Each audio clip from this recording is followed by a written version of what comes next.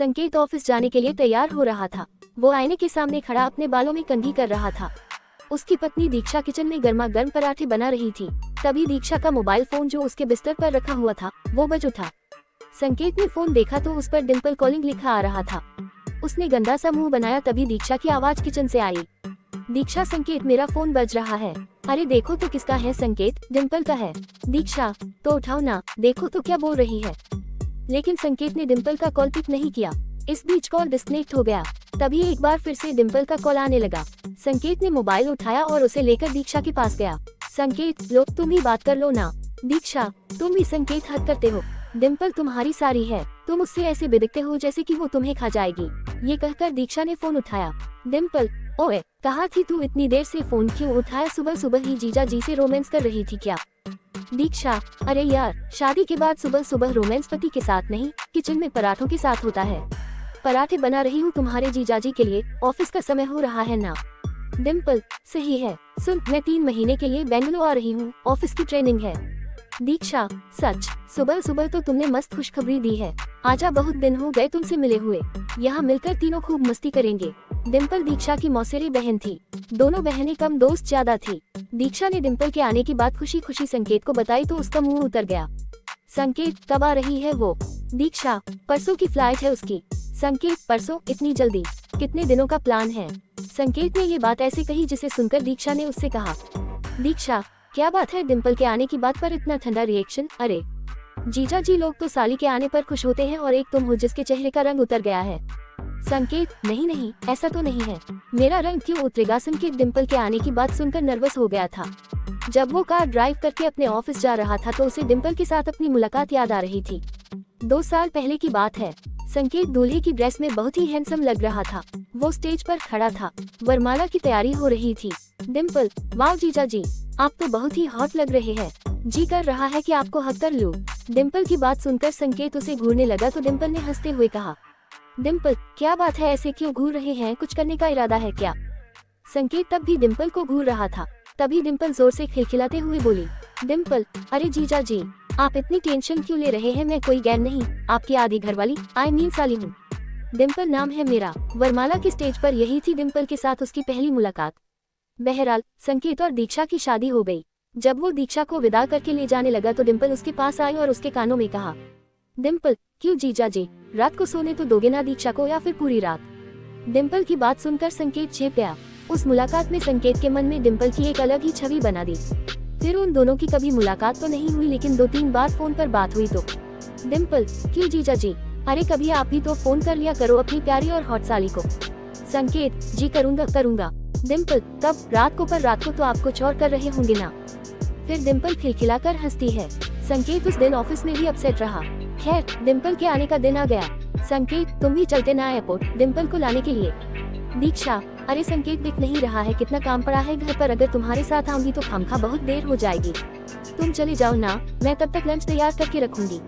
उदास मन से संकेत एयरपोर्ट गया। जब वो एयरपोर्ट पहुंचा तो डिम्पल की फ्लाइट लैंड कर चुकी थी। वो एयरपोर्ट के बाहर काले रंग की मिनी स्कर्ट में खड़ी थी। जैसे ही संकेत वहां पहुंचा, उसने दौड़कर उसे गले से लगा लिया। संकेत का दिल जोरों से धड़कने लगा। डिम्पल, क्या जीजा जी, बहुत तो पाते हो, आप कहाँ रह गए थे? आप 10 मिनट से आपकी खूबसूरत और हॉट साली आपका वेट कर रही है और आप है कि अब आ रहे हैं? संकेत, वो ट्रैफिक में फंस गया था। डिम्पल, अरे कभी हमारी निगाहों के घेरे में भी फंसी ना, निकलने का मन ही नहीं करेगा। ये कहकर डिम्पल फिर से खिलखिलाकर हंस पड़ी और एक बार फिर से संकेत के गले लग गई। संकेत चुपचाप खड़ा डिम्पल को देखता रहा। डिम्पल, क्यों जीजा जी, इसी तरह चिपके रहना है या घर भी चलना है? संकेत की आंखें शर्म से झुक गई। कुछ देर बाद डिम्पल और संकेत कार में बैठे घर की ओर जा रहे थे। थोड़ी देर बाद वो घर पहुँचे। घर पहुंचकर डिम्पल ने जैसे ही दीक्षा को देखा तो, डिम्पल, ओ माय डार्लिंग, कितनी खिल गई है तू, लगता है जीजाजी खूब प्यार करते हैं तुम्हें। दीक्षा, तू भी कर ले शादी, तुझे भी तेरा पति खूब प्यार करेगा। डिम्पल, क्या दीक्षा, तुम भी? प्यार करने के लिए शादी की क्या जरूरत? क्यों जीजा जी? ये कहकर डिम्पल ने संकेत की ओर देखकर आंख मार दी। संकेत इधर उधर देखने लगा। डिम्पल को आए हुए 2 सप्ताह हो गए थे और इन 2 सप्ताह में उसने कई बार संकेत को छेड़ा और कई बार तो उसके साथ ऐसी हरकत की कि उसका मन हुआ वो दीक्षा को बता दे। 2 दिन पहले की बात है। दीक्षा घर पर नहीं थी।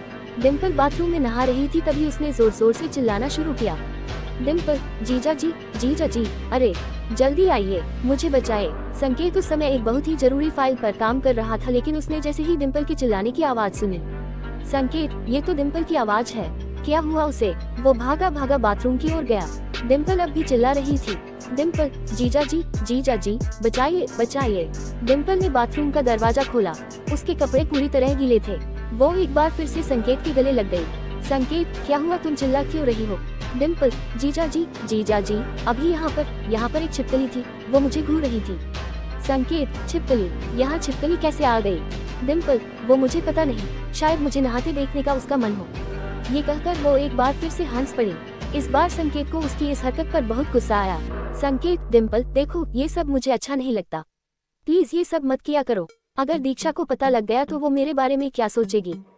डिम्पल, दीक्षा को बोलेगा कौन जीजा जी? डिम्पल ने ये कहकर एक बार फिर अपनी एक आंख मारी। संकेत वहाँ से चला गया, लेकिन डिम्पल की इन सब हरकतों के कारण संकेत बहुत डरा और टेंशन में रहने लगा। एक दिन जब दीक्षा ने उससे इसका कारण पूछा तो संकेत, दीक्षा, डिम्पल का बिहेवियर मुझे सही नहीं लगता है, वो कुछ अजीब सा मजाक किया करती है, मैं उनमें कंफर्टेबल फील नहीं करता।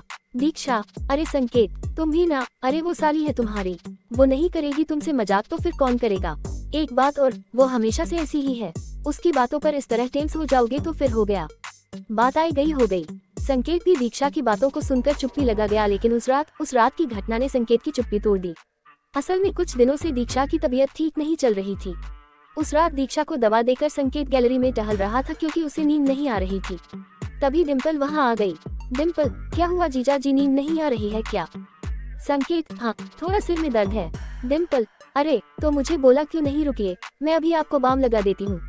संकेत, अरे नहीं, मुझे इसकी जरूरत नहीं है। लेकिन डिम्पल कहाँ मानने वाली थी, वो बाम की शीशी ले आई और संकेत को जबरदस्ती बैठाकर उसके सिर में बाम लगाने लगी। बाम लगाते लगाते वह संकेत के करीब भी आ रही थी और वो जानबूझकर अपनी गर्म सांसें संकेत के ऊपर छोड़ रही थी। संकेत को अनकंफर्टेबल लग रहा था, लेकिन वो वही हरकत किए जा रही थी, तो संकेत का गुस्सा फूट पड़ा। संकेत, इनफ डिम्पल, प्लीज ये मत करो, मैं तुम्हें कितनी बार कह चुका हूँ, ये सब मुझे पसंद नहीं। देखो, किसी भी रिश्ते की एक सीमा होती है, उसे मत लांघो। माना कि जीजा और साली के बीच मजाक का रिश्ता होता है, लेकिन मजाक का ये मतलब नहीं है कि फीलिंग्स का ही मजाक बन जाए।